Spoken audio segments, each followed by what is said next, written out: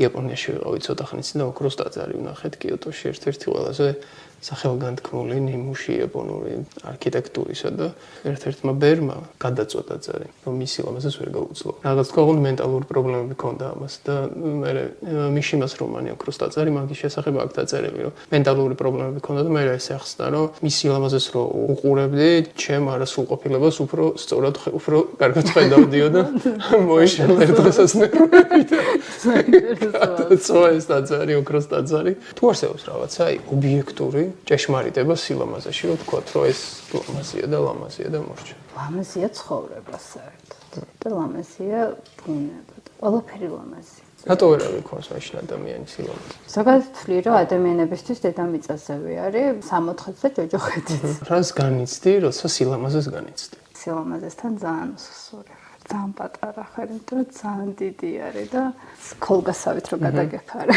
რაღაცნა. მოწიწება გიჩდება თავის კი, რა თქმა უნდა. ხდები რომ რაღაცა უფრო დიდი არსებობს ვიდრე შენ.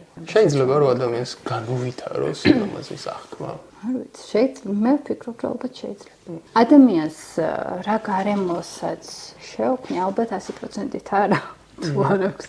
მაგრამ გარემო ძალიან მოქმედებს ადამიანებს.